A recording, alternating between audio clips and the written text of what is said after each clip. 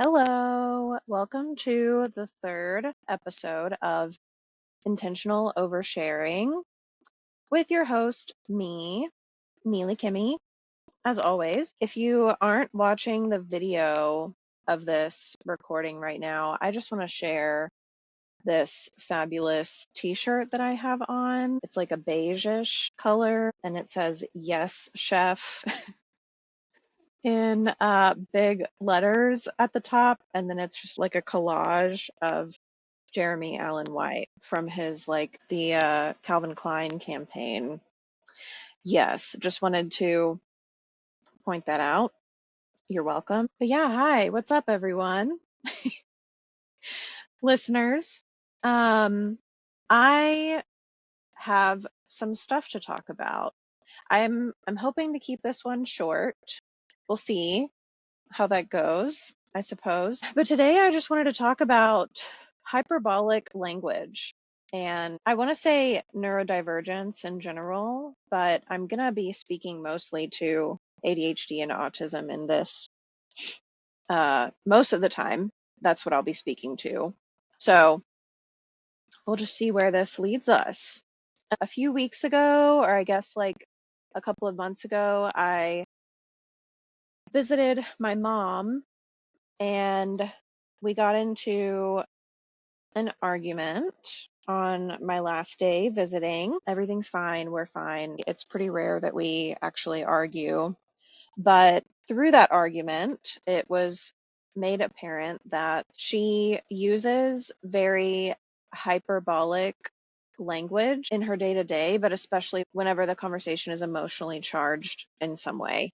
She tends to use like very kind of dramatic, extreme, hyperbolic language. And I noticed in this conversation that she was doing that. I'm sure I've noticed that before, but I don't think I had pieced it together that I might have gotten that from her or that this could have anything to do with being neurodivergent. Just for some context, I strongly believe that I got my ADHD from my dad and I got my autism from my mom. That's the current theory. So I don't know if this is an autism thing. I don't know. We're just going to explore it, basically. I'm by no means am I trying to be an expert on this, but we're just talking. So anyway, we got into an argument. The hyperbolic language came out hardcore, and I kind of made the connection that she was using that kind of language to, I feel like maybe she felt a bit misunderstood in that conversation. And so she was trying to express to me in the best way that she knew how, just how strongly she felt about the topic at hand. We're not going to get into that particular topic in this episode, but I got the impression that she felt misunderstood and like she needed to use more extreme language to get her point across and to express to me exactly how she was feeling. And I made the connection that I do the same shit. I've always done this. I definitely at least got this from my mom, probably also my dad. I just find it really kind of fascinating. I think it's a fascinating topic. So as an example of what I'm talking about, like with hyperbole, usually we're using it to express how we're feeling or maybe how strongly we feel about something. And I guess like trigger warning, I might use some examples that sound extreme because that's what we're talking about here. I'm not going to be like talking about any trauma or anything like that, but I do just want to I'm going to probably say some stuff that might be a bit jarring, and that's kind of the point. But a good example of this, what I'm referring to, is like back in the probably 90s and early 2000s, people would always say things like, "Oh, I'd rather kill myself than do XYZ," or just stuff like that, just like threatening suicide at like the most minor inconvenience, right? And that was the point. It was meant to be like a joke. basically. Not a very funny one, but a lot of people spoke that way at the time, and it was pretty normalized, at least the people that I was around. And so that's kind of what I'm referring to. Like something goes wrong, and instead of just being like, I'm really frustrated right now, and I am not sure, how to feel, or I'm angry, or just like using like your feelings to describe what's going on, it's saying things like, I'd rather die than put up with this, or like, kill me now, or like that kind of stuff. Obviously, you can say it whenever you're not just talking about killing yourself or whatever, but I'm trying to get um, an example across here, right? So I feel like in recent years, this type of language has started to be frowned upon for good reason, because it can be really jarring, it can be off-putting, it can be upsetting to hear somebody say these things in like a nonchalant way, just kind of uncool, honestly. And so I've done a lot of work personally to kind of, I don't want to say like censor my language, but just to like find other ways of expressing myself, find other ways of trying to explain to people how I'm feeling, ways that aren't potentially triggering like that. So I've personally done a lot of work to remove that type of language from my like day to day. And like society in general, I just feel like we're shifting away from that kind of stuff. So it might be difficult to like kind of just change that yourself if you don't have, I guess, a good enough reason to, or a good enough understanding of why it might be damaging to speak this way. But basically, I just have kind of learned the hard way, either through listening to what my mom says, like how my mom speaks, or people taking me too literally, or just naturally being offended by some of the things that I used to just say really offhand. And I don't want to be off-putting. I don't want to upset people just because I'm like excited or passionate, or I'm like concerned about being misunderstood. There's got to be some kind of happy medium there, I think. So I've been working to find that. So I've already kind of talked a little bit about the purpose from like a neurodivergent standpoint, but this can be done trying to be humorous. Like your intention is to shock people or like make them laugh. It can be done to add shock value to what you're saying. It can be done as an emotional expression. And all of that's like fine, I guess, but there's a time and a place for that. If you don't know how the person you're speaking to might respond to that type of language, just best to expand your language options, basically, so that you don't find yourself alienating someone or saying something that could be potentially triggering. So I've been thinking about some of the ways that this might manifest that are related to neurodivergent. So like with ADHD, I can see this being a thing primarily because of impulsivity.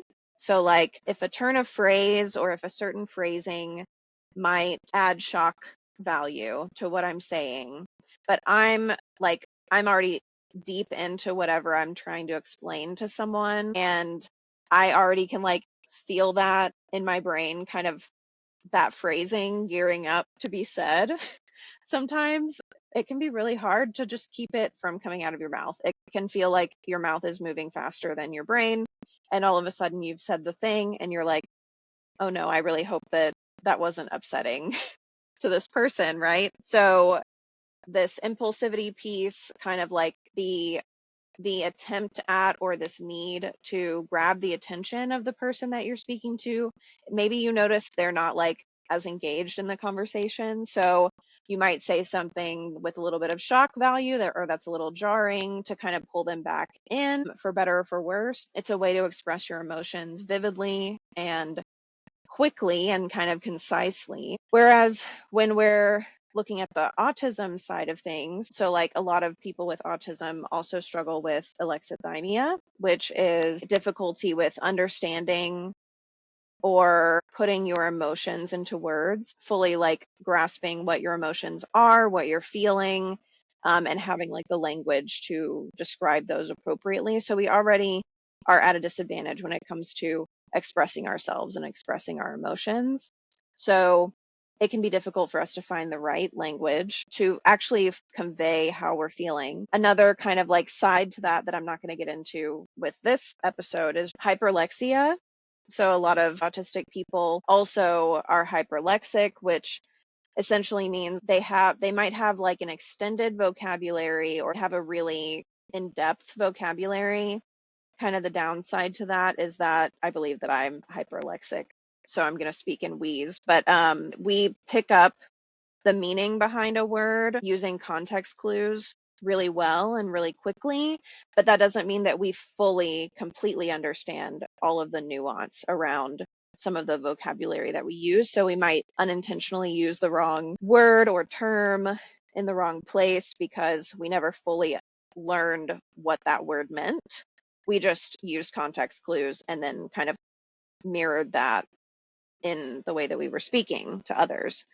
So I could see hyperlexia playing a part in this too, of like maybe using a term that's overly expressive or overly dramatic to describe how we're feeling because we've seen it being used in similar situations, right? So we might use essentially this hyperbolic language we might use to like compensate for our alexithymia or our difficulty with having vocabulary readily available to express our feelings appropriately or in a way that will be received how we're intending. All right. Are you following? We'll see.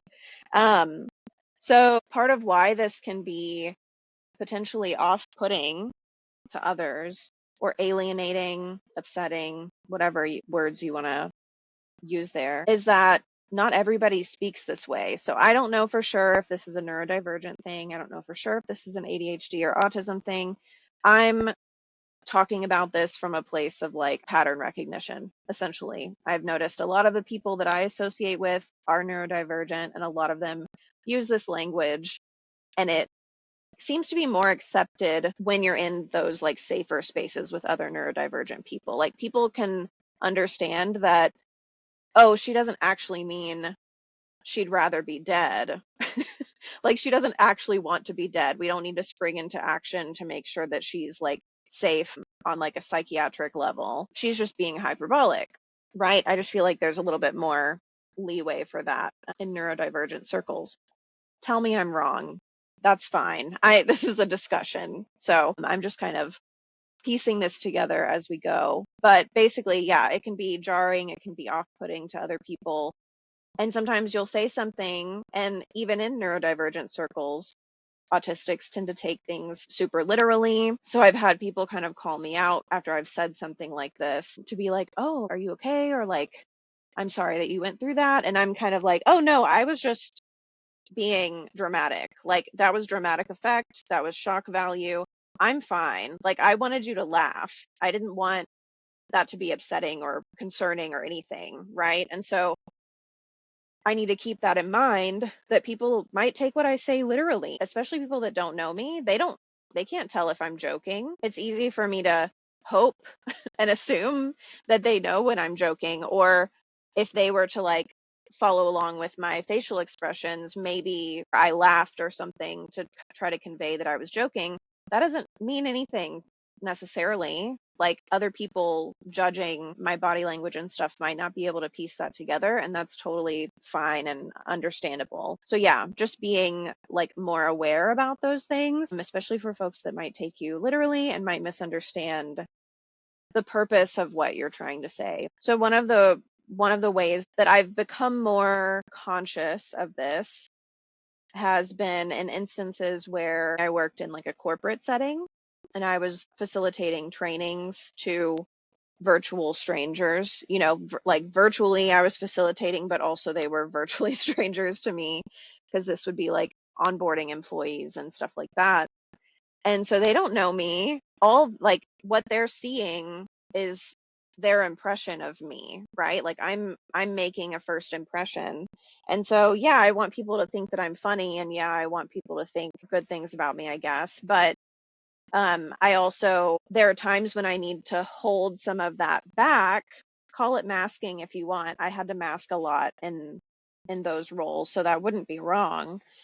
But there were times where I had to like censor myself and kind of catch some of the language I was throwing out there because I just got too comfy, basically too comfy, just trying to showcase my personality rather than just focus on the task at hand, right?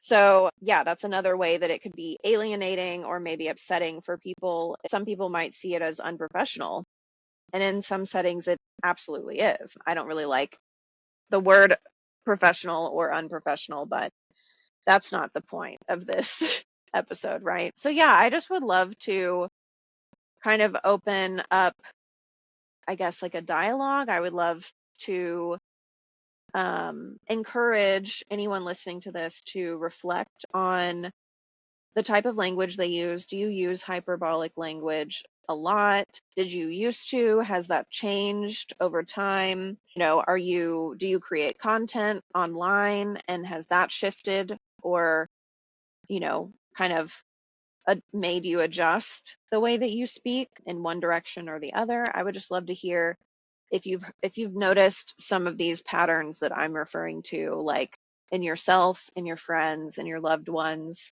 anyone you might have inherited your neurodivergence from potentially. Does this feel like something that's more personality related to you, or does this feel like it's linked to your neurodivergence, ADHD, autism, other forms of neurodivergence? Yeah, like talk to me about this. I'm into it. I want to have a discussion about this. I want to learn more. I don't hear a lot of people talking about this part of neurodivergence very often. So I'd love to hear your thoughts in the comments or wherever you want to reach me. And yeah, whenever I brought this up on LinkedIn and I posted about it on TikTok a while back, it seemed to resonate with a lot of people. And most of my audience, if not all of them, are neurodivergent, so that tracks. But yeah, I'm just trying to see if this is like a pattern that is actually a pattern, or am I just placing meaning where it doesn't kind of belong? Yeah, just kind of food for thought. I wanted this particular podcast episode to be more in line with some of the topics I'm wanting to really explore on this podcast in general, like patterns I'm noticing, things I'm seeing in the people around me or seeing in myself, and just talk about it more. Analyze it, see if other people are noticing some of the same things. Well, thanks for listening to me kind of ramble about this. Like I said, please discuss in the comments if this is something that you also have noticed in yourself or other neurodivergent folks that you interact with. Does this seem to be a pattern in your life? Does this seem to cause friction in your relationships? Does it not? Has it led to deeper relationships with other people that also use similar language? I'm here for all of it, for whatever you want to share about this topic. But anyway, thanks for listening. As always, I appreciate all of you following along this journey with me. It just means a lot that anybody wants to hear what I have to say. uh, Truly, it really means a lot to me. So thanks for being here, and I'll be talking to you all again very soon. Love y'all. Bye.